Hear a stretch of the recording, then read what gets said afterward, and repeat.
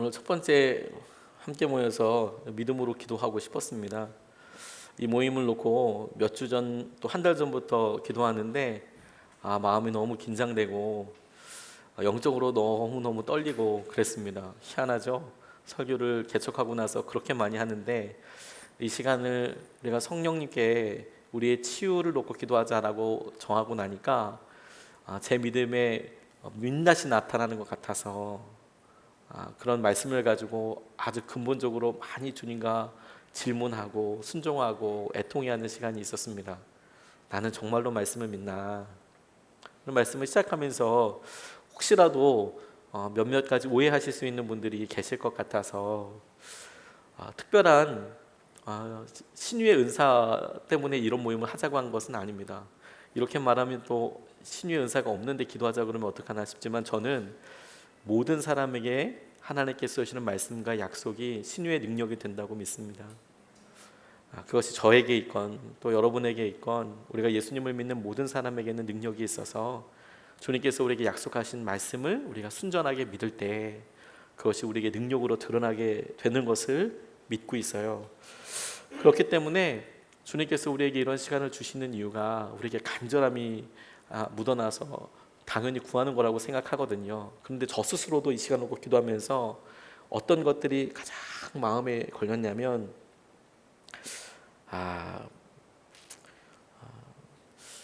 오랫동안 기도했는데 안 되더라. 그리고 이게 무슨 뭐 힘들고 어려운데 왜 해야 되냐 이런 생각도 들고 그냥 흔하게 생각할 수 있는 말인데 예스럽게 들리지가 않더라고요. 왜냐하면 제 모습이기도 하고 그리고 그런 것을 놓고 우리의 믿음의 가장 바닥을 계속 긁고 있지 않습니까? 내가 어떻게 해야 하는지. 오늘 우리가 함께 기도하는 것은 특별한 다른 것을 믿자는 의도가 아니고 그냥 성경에 나와 있는 것을 믿자는 거예요. 성경에 예수님께서 무슨 일을 하셨나 보니까 병든 자를 고치시고 그들에게 위로가 되어주시고 함께 해주셨는데 그 주님께서 오늘도 우리를 고치실 것이라고 단순히 믿는 것이죠. 물론 주님께서는 그때 당시에 모든 사람을 다 치유하실 수 있으셨을 거예요. 말씀을 하셨다면 다 나아라 이렇게 한다면. 그런데 특별하게도 주님을 만난 사람들 그 몇몇 사람들만 치유하심을 경험했잖아요.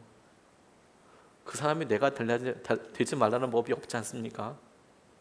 모두가 다 낫는 것은 아니겠죠. 왜 그랬는지 저도 모르겠습니다.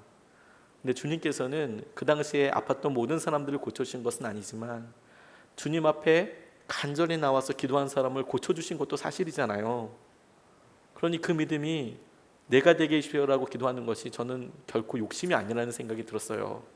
오히려 그게 솔직한 주님의 마음, 주님이 우리를 만나고 싶은 것이 아닐까 이런 생각을 하게 됐습니다. 제가 이 시간을 준비하면서 주님께서 두 가지 제가 즐겨 이야기하는 말씀을 다시 생각나게 해주셨어요. 하나는 어떤 선교 컨퍼런스에서 있었던 일인데 컨퍼런스 가운데 응급 환자가 갑자기 발생한 겁니다. 그래서 우리나라로 이야기하면 119가 와서 이 응급 환자를 이송해야 될 만큼 응급 환자가 발생을 했는데 그런데 그 일을 두고 두 가지 정확한 패턴이 나타나더랍니다. 선교사님들이 전 세계에서 오셔서 그렇게 어떤 활동과 회의를 하고 있는 중에 한 분이 쓰러지시니까 그분을 놓고 두 가지 행동이 나오기 시작했는데 첫 번째 조금 선진국에서 유럽이나 선진국에서도 사역하시는 선교사님들이 계시거든요. 근데 그 선교사님들이 보이는 첫 번째 모습은 뭐였냐면 빨리 앰뷸런스 오게 해주십시오. 좋은 병원 이송되게 해주시고 좋은 의사 선생님들을 만나게 해주십시오. 그래서 빨리 낫게 해주십시오. 이렇게 기도를 하더라는 거예요. 근데 두 번째 부류는 정말 힘들고 어려운 아프리카나 혹은 제3국가에서 오신 분들은 기도하기를 바로 그분에게 손을 얹고 주님 지금 치유해 주십시오. 이분을 살려주십시오. 이렇게 기도를 하더라는 거죠. 저는 이 이야기에 그 다음은 모릅니다. 그래서 기도했던 이분이 나았는지 혹은 어떻게 되었는지는 잘 모르겠습니다. 그런데 저는 이 말씀을 다시 생각하면서 오늘 치유 집회를 놓고 기도하면서 뭐가 진짜 믿음일까? 그런 질문을 해보게 됐어요. 우리가 뭐가 진짜 질문일까라는 것은 잠깐 공격적일 수도 있겠군요. 둘 다 중요한 믿음이죠. 근데 다만 우리의 믿음이 어디에 가까울까라고 생각해 보게 됐어요. 우리의 믿음은 모든 것이 다 갖춰지고 그리고 그렇게 시간을 맞춰서 좋은 병원이나 좋은 선생님을 만나면 나을 수 있는 그것을 이제 믿음으로 생각하고 가는 쪽에 더 가 있을까? 아니면 내가 정말 주님께서 하실 이런 은혜를 갈망하는 마음으로 찾아가서 부딪히는 것에 더 가까울까? 모두가 다 똑같은 믿음이지만 우리는 어느 쪽에 더 가까울까 하는 것이죠. 두 번째는 이런 생각이 났습니다. 지난번 추수감사절 때 선한 목자회가에서 찬양 축제를 하는데 첫 번째 순서가 사랑부 형제들, 그 사랑부 형제들이 선한 목자회에 다니는 자폐 터너 증후군이라고 하는 자폐를 앓고 있는 그런 청년들 혹은 학생들이 나와서 공연을 했어요. 난타 공연을 했어요. 그 중에는 그 난타 공연을 하는 그 학생들, 자폐를 앓고 있는 그런 학생들의 부모도 있었습니다. 근데 이렇게 보니까 제가 섬겼던 교구에 계신 분들이 많이 있으시더라고요. 많이 있으시더라고요. 신방도 다 하고. 근데 그 신방했을 때 이런 일이 한 번 있었어요. 신방을 했는데 너무 밝게 신앙생활 하셨던 한 분이 이제 가서 기도하는데 자기 자녀가 이제 자폐라고 이렇게 이야기를 하시더라고요. 근데 여러분 자폐에 대해서 혹시 좀 아십니까? 아직까지 원인에 대해서 뭐 몇몇 가지가 있다라고 이야기를 하는데요. 의학적으로는 명확하게 원인이 뭐라고 완전히 규정하지는 못했습니다. 몇 가지 이유를 대긴 하는데 정확하게 그게 뭐 유전적이다, 뭐 어쩌다 이런 거가 명확하게 밝혀지진 않았습니다. 몇 가지 가설들이 있는 어떤 유전이라고 해야 될까요? 태어날 때부터 그렇게 하는 것입니다. 어느 순간이 됐을 때 뭐 특별한 재능을 가지기도 하지만 지능이 멈추기도 하고 다양한 형태로 나타나게 되죠. 그리고 이것을 장애로 분류합니다. 마치 우리가 사고로 팔을 잃거나 다리를 잃거나 척추 장애가 있거나 이런 것처럼 그렇게 장애가 오면 이거는 고칠 수가 없잖아요. 평생 거기에 익숙해져서 살아야 하는데 이런 아이들에 대해서 이제 장애로 분류해서 살게 합니다. 그래서 특별학교도 다니게 되죠. 특수학교도. 그런데 그렇게 장애를 앓고 있는 아들에 대해서 이분이 제게 기도 부탁을 하시기를 제가 어떻게 기도해 드릴까요? 라고 그분께 여쭤봤더니 그분이 정말 뭐 주저하지도 않으시고 바로 완치될 수 있도록 기도해 달라고 이렇게 말씀을 하시더라고요. 자기 자녀에 대해서 완치될 수 있도록 기도해 달래요. 완치라는 개념은 완벽하게 낫고 치유되는 거거든요. 완치된다는 것은 우리가 아프고 힘든데 이 질병으로부터 완전히 노인받게 해달라는 거 아니겠습니까? 그런데 장애라고 분류되어 있는 것을 실제로 임상에서 자폐라고 앓고 있다고 확정된 사람이 치유된 케이스는 아직까지는 단 한 건도 없습니다. 아직까지는. 그러니 참 난감하죠. 근데 그분이 완전히 완치를 위해서 기도해달라고 제게 말씀하셨어요. 그런데 잘 모르실 만한 분이면 그냥 조심스럽게 설명드릴 수 있어서 기도 방향을 정해드릴 수 있겠지만 그분이 약사 선생님이셨거든요. 그러니까 책을 많이 읽어보셨겠죠. 그리고 본인이 관심이 있으니까 아들에 대해서 아주 열심히 찾아보지 않으셨겠습니까? 본인이 했던 여러 의학 서적도 알고 있을 거고 제가 알고 있는 수준은 적어도 아마추어고 그분은 제가 알고 있는 수준보다 훨씬 더 많은 것들을 알고 계셨을 거예요. 그게 어떤 내용인지도 잘 알고 있었을 거고요. 이미 경력이 많은 그런 분이셨거든요. 근데 이분이 모를 만한 분이 아니라 약사 선생님인데 아들의 완치를 놓고 기도해달라는 거예요. 그래서 순간적으로 좀 그러다가 그냥 말씀 그대로 기도해 드렸습니다. 본인이 기도해 달라는 대로 이 아들을 완치해 달라고. 그리고 나왔는데 마음이 멍멍한 거예요. 근데 주님께서 제 마음속에 이렇게 얘기하셨어요. 하나님, 이것을 제가 잘 알려드려야 하는 건가요? 기도를 다시 방향을 바꿔드려야 하는 건가요? 이렇게 얘기했더니 주님이 이 목사들은 그렇게 기도한다 이렇게 얘기하시더라고요. 너는 목사니까 그렇게 기도하지. 그런데 엄마들은 그렇게 기도 안 한다. 부모들은 그렇게 기도 안 한다. 이렇게 말씀하시더라고요. 다시 말해서 그 아이를 보고 그 선생님이나 그 아이를 그렇게 걱정한다고 이야기하는 사람들은 얘는 완치 안 돼요. 우리가 지식을 더하여서 이렇게 해주세요라고 기도할지 몰라도 그 애의 부모는 그렇게 절대 기도하지 않는다. 애가 완치되게 해달라고 기도할 거다. 너는 목사로서 기도하지 말고 네가 부모로서 기도해라. 이런 마음을 제게 주셨어요. 우리 안에 여러 믿음의 한계들이 있죠, 여러분. 저는 이 두 가지 모두가 저를 포함한 우리 모두에게 주시는 하나님의 도전이라는 생각을 하게 됐어요. 여러분들은 어느 쪽에 계시나요? 이것은 우리의 지적인 생각과 경험을 통해서 이렇게 되는 거지, 저는 그게 틀린 거라고 이야기하고 싶지는 않습니다. 그것도 분명히 맞고 우리가 최선을 다해야 한다고 저는 생각하고 있고 실제로도 그렇게 하고 있습니다. 근데 그럼에도 불구하고 우리가 믿는 사람으로서 주님 앞에 간절히 나아가는 것이 하나도 어리석은 행동도 아니고 하나도 미신도 아니고, 왜?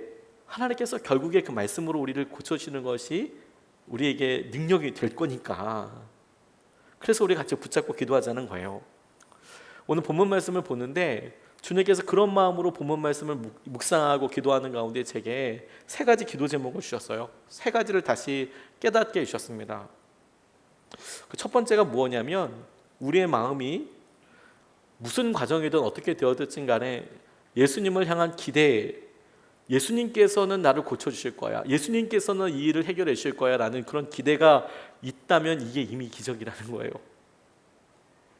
내가 다른 것이 아니고 이런 일들에 대해서 예수님만 나를 해결해 주실 수 있어, 예수님은 해결해 주실 수 있어 라는 생각을 하게 됐다면 이게 이미 기적이 시작된 증거라는 거예요. 20절, 21절 말씀에 보면, 그런데 12해 동안 혈루증으로 앓는 여자가 뒤에서 예수께로 다가와서 예수의 옷술에 손을 대었다. 그 여자는 속으로 말하기를 내가 그의 옷에 손을 대기만 하여도 나을 텐데, 이렇게 생각했다는 거예요. 내가 손을 대기만 해도 내가 나을 텐데. 이런 간절함으로 그가 예수님을 찾아왔어요. 수없이 들려오는 말들 중에서 그래서 주님께 마음을 돌리게 됐다면, 그래서 내가 주님을 생각하고 이 문제를 주님과 함께 하게 됐다면 그것은 주님이 벌써 여러 사람들을 통해서 일을 하셨음을 보여주는 증거라는 생각을 하게 됐어요. 당장 그녀만 생각해도 사람들이 어떻게 치유됐는지 그가 소문으로 알고, 그것이 복음의 전파처럼 그녀에게도 내 한 가닥 희망이 되고, 한 번 들어서 그냥 결정한 게 아니라 두 번, 세 번, 네 번, 다섯 번 그렇게 돼서 내 몸도 내 삶도 저곳에 가 있다면, 저분을 만난다면, 심지어 저분을 내가 옷깃이라도 만질 수만 있어도 내가 나을 거야 라는 마음이 찰 때까지, 그녀가 인식했던 인식하지 못했던, 그녀가 그 사람들을 알았던 몰랐던 간에 참 많은 사람들의 소문과 만남이 있었어요. 그게 그냥 우연이었을까요? 당시에도 의술이 없었던 것은 아닙니다. 현재와 비교할 수는 없지만 당신은 당신 나름대로 어떤 의사를 찾아가면 고친대. 미신 수준의 주술 같은 거였지만 그럼에도 불구하고 확신처럼 이야기하는 사람, 요즘도 여러분 제가 이렇게 성도님들 만나보면 그런 확신을 갖고 계신 분이 얼마나 많은지 아십니까? 자연치료 이렇게 얘기하시면서 어디 가서 그렇게 금식하면 낫는데, 확실하게 낫는데, 이런 엄청난 믿음을 갖고 계신 분들이 많아요. 도대체 누가 점검하고 어떻게 검증됐는지는 모르겠지만, 아토피에는 뭐를 먹으면 다 낫는데, 이런 병에는 이렇게 하면 또 다 낫는데, 그래서 무먹하더라라는 게 얼마나 많은지. 요즘도 그래요. 요즘도 그래요. 그때는 안 그랬을까요? 그녀가 이미 여러 번 그런 용하다는 의사 찾아보고 자기에게 있었던 해야 되는 사람 이미 다 만나보고 난 거였거든요. 그런데 자신이 할 수 있는 여러 가능성 중에서 이제 주님께서 나의 아픔을 치유하실 수 있다고 생각했다는 거예요. 그리고 찾아왔다는 거예요. 그게 주님이 일하실 가장 첫 번째 통로이거든요. 근데 우리는 우리 삶에 일어난 그런 자그마한 변화라고만 생각하지만 그 일이 예수님께서 우리를 치유하시고 우리를 만지실 아주 결정적인 것이고, 실제로 그 일을 위해서 하나님께서 얼마나 많은 일을 하셨는지에 대해서는 잘 생각하지 못하는 것 같습니다. 다시 한번 여러분, 우리의 생각이 우리의 고통과 우리의 아픔과 우리의 한계를 주님께서는 해결해 주실 수 있어 라고 우리의 마음을 돌리게 됐다면 이미 기적이 일어나고 있는 거라니까요. 이미 주님께서 우리를 붙잡고 계시는 거예요. 제가 참 잘 알고 있었던 자매 하나가 한 번은 이런 간증을 해서 놀라게도 하고 깊은 울림이 된 적이 있었습니다. 결혼을 했어요. 결혼을 해서 자녀를 가졌습니다. 자녀를 갖고 첫 심장 소리를 듣는데 여러분 혹시 기억하시나요? 그 설레임과 첫 번째 그 아이의 투쿤투쿤 이런 소리가 들리면 마음이 진짜 떨리죠. 너무 기뻤다는 겁니다. 그런데 임신 중반쯤 됐을 때 정밀 초음파 검사를 했는데 충격적인 얘기를 들은 거예요. 아이가 많이 아픈 것 같다는 선생님의 말씀을 듣게 됐다는 거예요. 여러분들은 어떠실 것 같아요? 그래서 큰 병원 가보라고 하니까 큰 병원 가봤죠. 다시 결과를 해봤더니 여러분들 아마 그 간증을 들으셨을 수 있겠는데 18번 염색체의 이상이 있는 에드워드 증후군이라는 판정을 받은 거예요. 그래서 뱃속에 있을 때 사산될 확률이 50% 이상이고 태어나도 하루를 살지 한 달을 살 수 없다, 살지 알 수 없다는 얘기를 듣고 하늘이 무너지는 줄 알았대요. 임신을 하고 있는데 중반이 지났는데 아이가 장애가 있고 혹은 사산될 가능성이 50% 이상이고 태어나도 하루 한 달 오래 살지 못한다고 이야기를 하고, 그러니 얼마나 마음이 무너졌을까요? 근데 그날 이 자매가 고백하는 간증을 보니까 퇴근해서 집에 온 신랑에게 한 첫 말이 뭐냐, 우리 예배하자, 이런 얘기를 하게 되더래요. 우리 예배하자. 근데 눈물이 그렇게 많이 나더랍니다. 자기도 이렇게 가만 보니까 그동안 일한다고 정신없이 자신만을 위해 살았지 아이를 위해 산 게 별로 없다는 생각이 들어서 아이한테 태중에 있을 때 그래도 이렇게 살아 있을 때 복음을 들려줘야겠다 싶어서 복음학교에 들어가기도 했대요. 그리고 그 아이를 기다렸답니다. 그런데 많은 분들이 중보기도 해주셔서 아이가 태어났어요. 그리고 태어났을 때 숨을 쉬지 않고 심장도 멈춰 있어서 아이를 살리기 위해서 의료진들이 급하게 달려오고 막 그랬답니다. 근데 어찌됐건 간에 아이가 조금 있다가 울더래요. 물론 그렇게 울고 나서 또 3시간 후에 신생아 중환자실에서 가서 그렇게 계속 있었던 거죠. 계속 힘들게 아프게 잠깐 보고 그렇게 있었던 거죠. 그래서 의사 선생님이 오셔서 조심스럽게 얘기하더라는 거예요. 아이가 살 수 있는 시간을 조심스럽게 한 달 정도 살 수 있을 것 같다고 이야기를 하더래요. 그런데 이 가정이 그런 여러 일에 대해서 이렇게 고백을 하더라고요. 처음 아이의 상황을 듣고 아이를 낳고 지금 아이를 마주보고 있는 모든 시간들 속에서 하루에도 몇 번씩 마음이 무너집니다. 그런데 이분이 어떻게 이 가정이 고백을 하냐면, 그런데 이런 절망을 느끼는 순간마다 떠오르는 것은 예수님입니다. 우리가 치유되고 우리의 삶의 명확한 한계들을 인정하고 아프죠.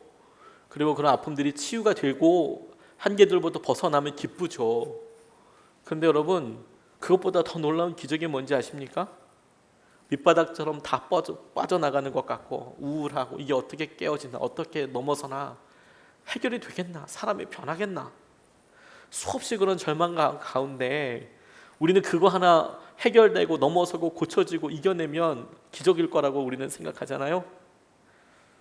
네, 여러분, 우리가 수없이 많은 해법들과 수없이 많은 사람들이 그게 이렇게 되면 좋다고 하는 말들 중에서 마침내 우리의 마음이 아니야, 예수님이 이 문제를 해결해 주실 수 있어.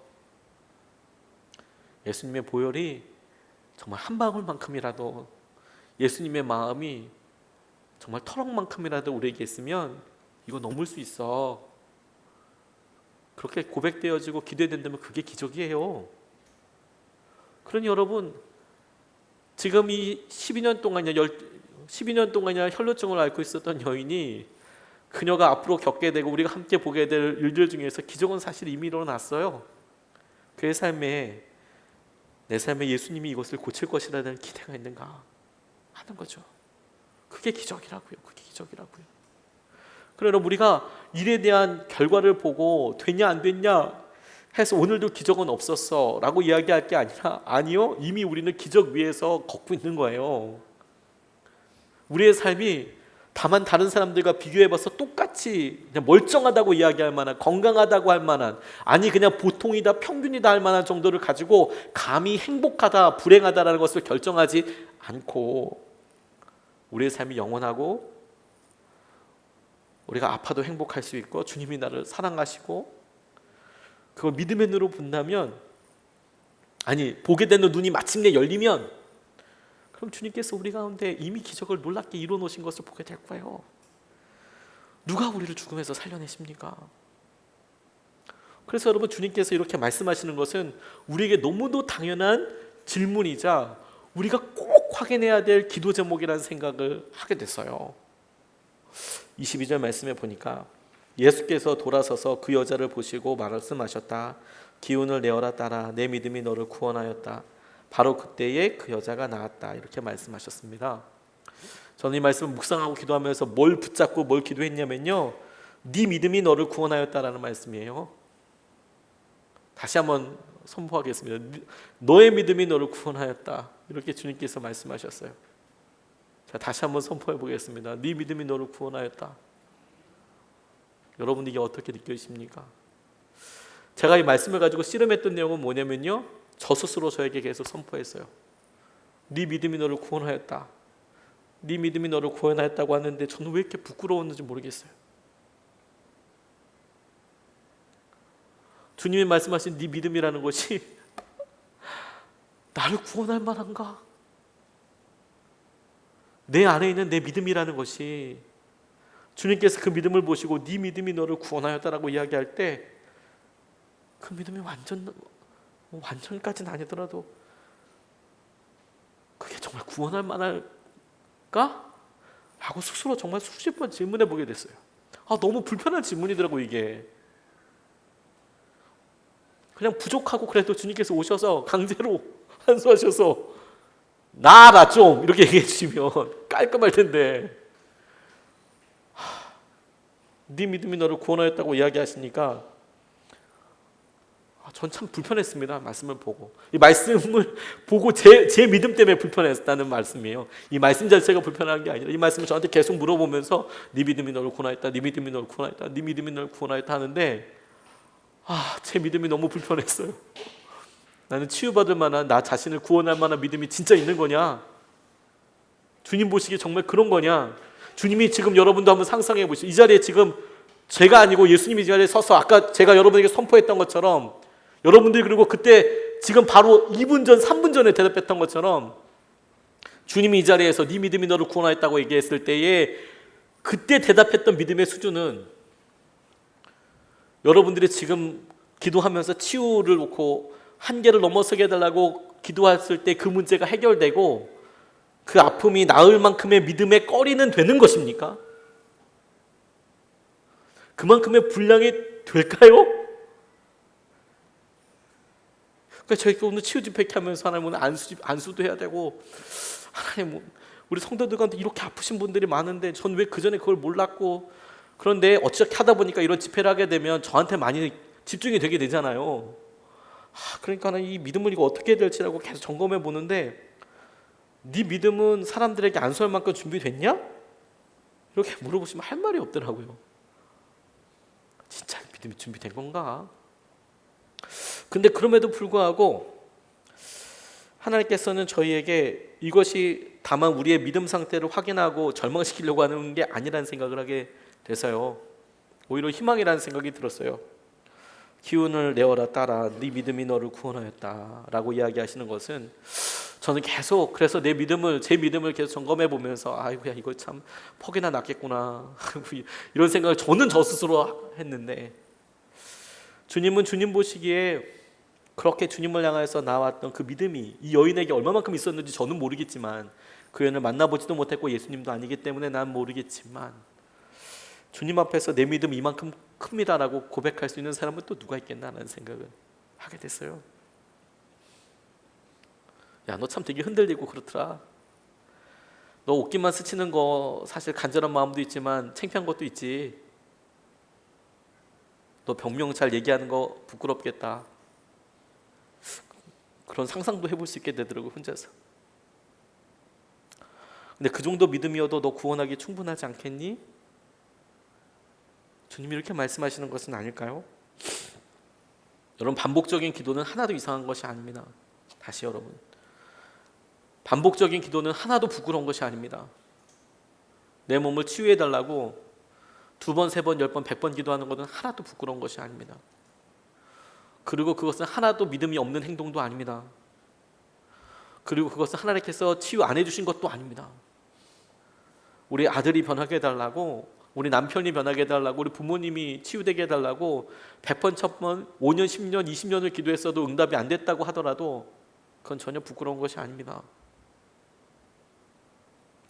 나아만은 7번 씻어야 났어요.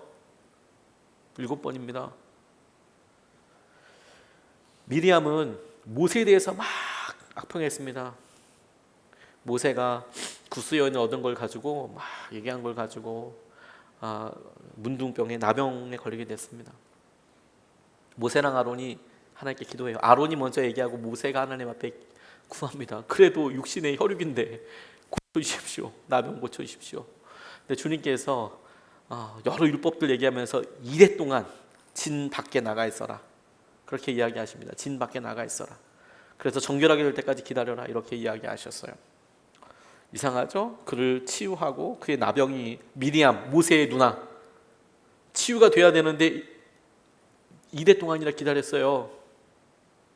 그런 분량을 다 채우기 위해서. 모릅니다. 사람마다 다 다르죠. 왜 하나님께서 바로 고쳐줄 수 있으면서 왜 나는 이렇게 힘들고 내가 얼마나 바닥인지 지금 다 아실 텐데 왜 나는 고쳐주지 않으실까요? 저도 모르겠습니다, 여러분. 저도 마음이 많이 아픕니다. 근데 전 딱 한 가지는 압니다. 그래서 우리가 어떤 방향을 취해야 한다는 거죠. 하는 거예요. 제가 이렇게 상담을 하고 전화를 받다 보니까 저에게 가장 아픔이 되는 단어 한 가지가 있더라고요. 저에게 아픔이 되는 단어 한 가지가. 이분이 정말 안타까운 마음으로 전화하다가 저에게 마치 화살을 던지듯이 비수를 꼽듯이 이런 말을 해요. 희망 고문하지 마세요라고요. 목사님, 오랫동안 기도했는데 안 되던데요.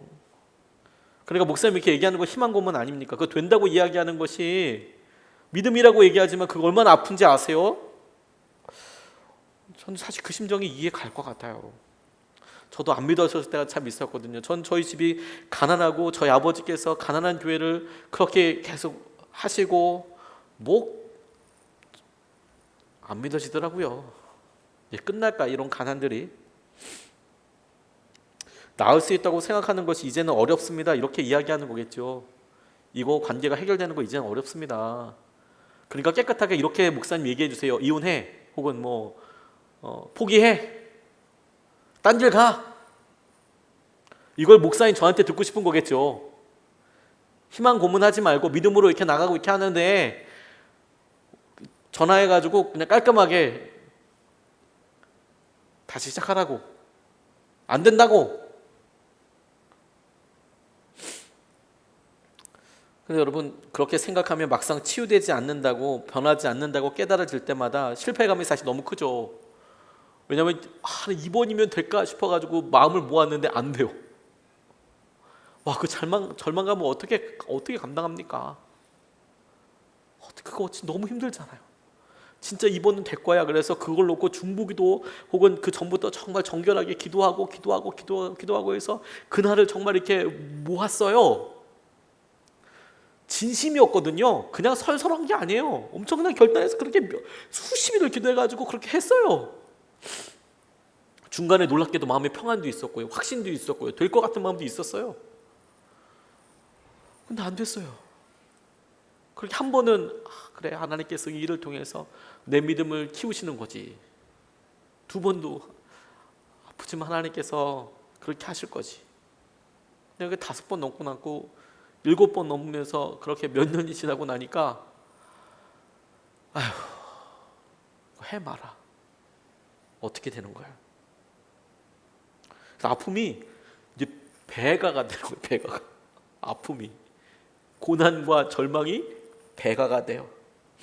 하나님께 따져보기도 하고요. 논리적으로 설득도 해보는 거예요. 하나님께 막 따져도 보고 승질도 내보고 하나님과 논리적으로 막 얘기해요. 하나님, 내가 사기치려고 그런 게 아니고 이렇게 하면 이렇게 해주시면 내가 이거 하겠다는데 사무엘도 주셨으면 우리도 이렇게 하고 누구 고쳤으면 나도 이렇게 할 거고 논리적으로 막 따지기도 하고 그래요. 그러면서 이렇게 알고 싶은 건 하나잖아요. 도대체 언제 낫게 되는 겁니까? 언제 해결해 주는 겁니까? 도대체 해결은 되는 겁니까? 그런데 우리가 알고 있는 것은 바로 그때가 우리에게 진짜 믿음이 필요할 때라는 거예요. 바로 그때가 우리가 예수님 아니면 일어날 수 없는 때이잖아요. 우리에게 우리 자신을 구원할 만한 믿음이 있나요? 그러니까 예수님께로 나아가야 되는 건 아닙니까? 우리가 그렇게 신뢰할 수 있을까? 그때 주님을 정말 붙잡을 수 있을까?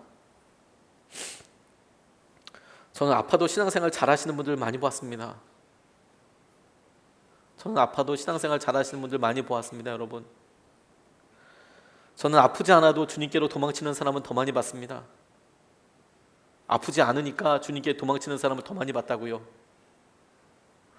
그래서 어떨 때는 정말 마음속에 욱하는 마음으로 아프라고 기도해야 되는 건가? 이거 농담이었습니다. 마음의 심정으로 저 사람한테 그게 나을까? 그런 생각이 들도록 하는 사람도 있더라고요. 실제 그렇게 기도하지는 않았습니다. 오해하지 마십시오. 내가 아픈 게 우리 목사님 기도해서 그런 건가 이렇게 생각하지 마세요. 그러진 않았습니다. 아픈 사람인데 신앙생활 잘하는 분들 계세요. 안 아픈데 메롱새롱 진짜 기가 막히게 빠져나가시는 분들 계세요.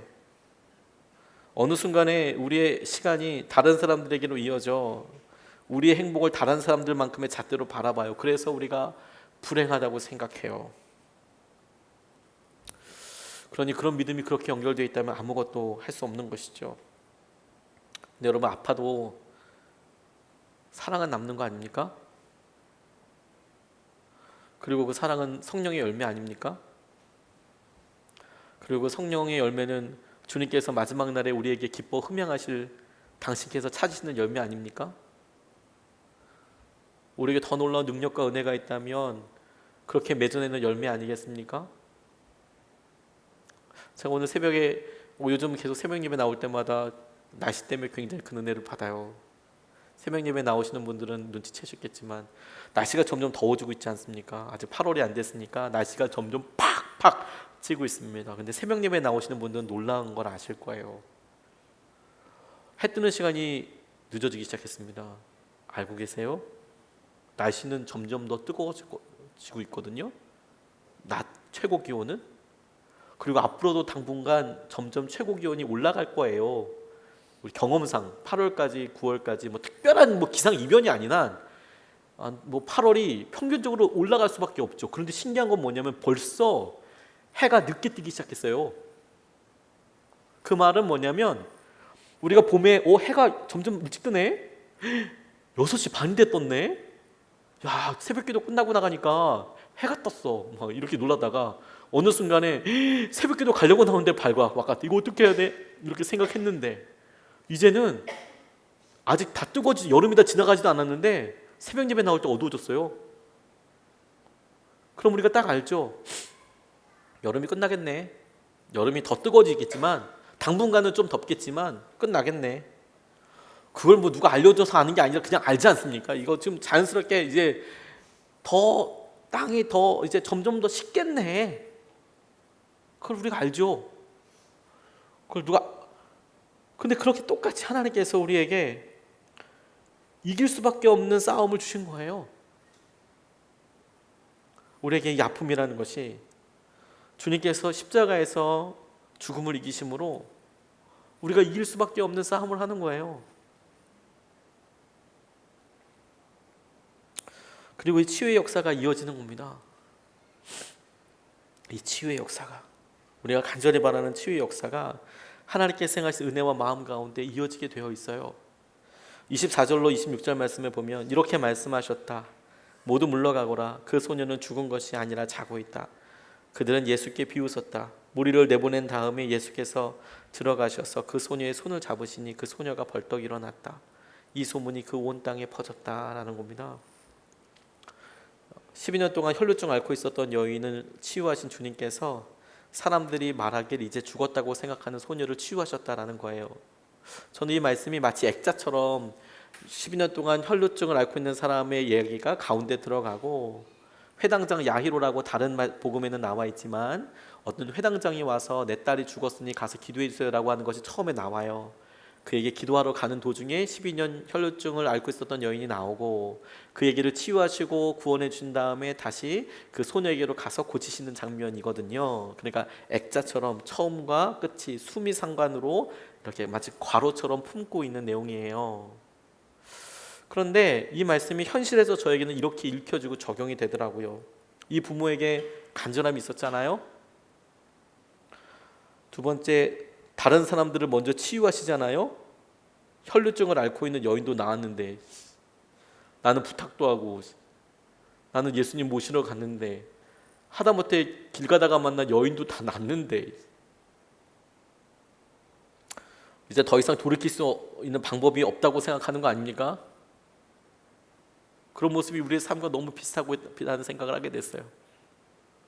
그런데 여러분, 12년 동안 혈루증을 앓고 있었던 여인이 낫다면 주님께서는 죽어갔던 여인, 아니 죽었던 이 아이 살리시는 것도 그렇게 어려운 일이 아니라는 거예요. 치유의 하나님께서, 생명의 주인께서, 우리 육신의 주인께서 우리의 몸과 마음을 치유하시고 고치시고 살리시는 것은 너무도 당연한 것이죠. 너무도 당연한 것이죠. 2012년에 제게 있었던 일입니다. 저도 이것을 이 분께서 제게 오셔서 말씀해 주셔서 알았어요. 저는 몰랐습니다. 이런 일이 있었는지. 류마티스 관절염 환자분께서 계셨어요. 이거 진짜 잘 안 낫는 병입니다. 매주 안수기도를 받으러 오셨어요. 매주마다 안수기도를 받으러 오셨습니다. 지금은 어떻게 하는지 제가 다시 물어보진 않았지만 당시만 해도 치유 집회도 있었고 선한목자교회 2012년에 그리고 매주마다 안수기도도 했었습니다. 지금은 안수기도도 아마 할 것 같아요. 그런데 치유 집회는 없어진 걸로 알고 있는데 같이 이렇게 기도했었습니다. 류마티스 관절염 환자가 매주 안수기도 받는데 어느 날 나는 죽고 예수는 살고라는 뜻이 뭘까? 이걸 고민하게 되더래요. 뜬금없죠. 매일 듣는 말씀일 텐데 나는 죽고 예수는 살고 그 생각이 들더래요. 이 진리가 깨달아지도록 기도하기 시작했답니다. 그리고 본인이 예수님 안에 죽었다는 사실을 깨달았대요. 고민하다가 내가 내 정욕대로 살았구나, 내가 내 삶의 주인이었구나 라는 것도 깨닫게 되셨대요. 회개하게 되었답니다. 그러니까 주님이 함께 하시는 것이 믿어지더래요. 주님께서 함께 하시는구나. 근데 이분이 변화가, 그러니까 류마티스가 감사의 제목이 되었답니다. 그리고 치유 집회 날에 참석했대요. 치유 기도의 날에 참석해서. 근데 그날은 이상하게 가슴이 뛰더랍니다. 가슴이. 안수기도를 받는데 온몸에 전기가 흐르는 것 같더래요. 안수기도를 받는데. 그래서 병원에 갔더랍니다. 근데 염증 치수가 10년 만에 정상 수치가 됐대요. 10년 만에. 제게 와서 본인이 말씀해 주셨어요. 제가 기도했다 하시더라고요. 저는 그분을 모르는 분이거든요.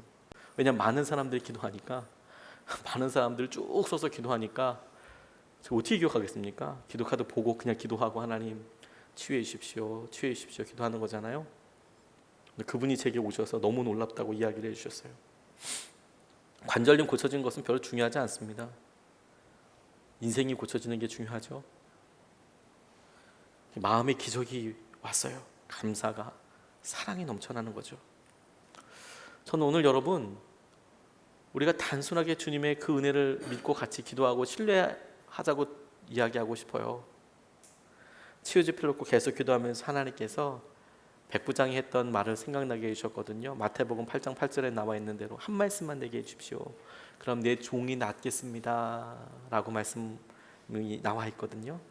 근데 제가 그 말씀을 놓고 계속 기도하는데 치유 집회를 어떻게 놓고 앞으로 방향을 어떻게 붙잡을까 기도하다가 제게는 이렇게 그 음성이 들리더라고요. 한 말씀만 해주십시오 주님, 그러면 내가 낫겠습니다, 내 종이 낫겠습니다 라고 이야기했던 백부장의 말이 앞에 써놓은 것처럼 한 말씀만 해주십시오. 그럼 종만 낫겠습니까? 나도 낫겠습니다 주님, 내가 낫겠습니다, 내게 한 말씀만 해주십시오. 그렇게 내게 말씀으로 임하실, 내게 말씀해 주실 하나님을 오늘도 기대하고 붙잡고 우리가 온전한 치유를 믿고 나아가는 거예요. 그러면 제가 여기서 악을 쓴다고 여러분들이 치유되는 것도 아니고요, 주님께서 여러분들을 만지세요. 그리고 주님께서 우리 가운데 생명이 되세요. 뿐만 아니라 주님께서 우리가 오늘 간절히 기도하게 될 사랑하는 사람들을 만지세요. 우리가 그것을 믿고 기도하게 하자는 겁니다. 하나님께서 우리 가운데 이끄시고 붙잡으실 수 있도록. 그래서 오늘 말씀이 길기보다 우리가 우리 스스로가 기도하고 우리 가운데 주님께서 하시는 말씀을 안수로나 하고 우리가 같이 중보하는 것으로 우리가 평안함이 누려질 때까지 기도할 수 있으면 좋겠습니다. 먼저 우리 같이 찬양하고 이 시간에 우리 환우 몇 명을 위해서 기도하고 그리고 계속해서 오늘 말씀을 붙잡고 우리 가운데 하신 은혜를 같이 기도하면서 나아가려고 하는데, 먼저 우리 주께 가까이 찬양하면서 우리가 주님 앞에 옷깃만 맞아도 나간다는 그런 심정으로 주님께 스치기만 해도, 옷자락에 스치기만 해도 낫겠다, 주께 조금만 더 가까이 하나요, 손이 달랑말랑할 때 조금만 더 가까이 늘 치유하십시오라는 마음으로 주 앞에 나아가도록 찬양하겠습니다.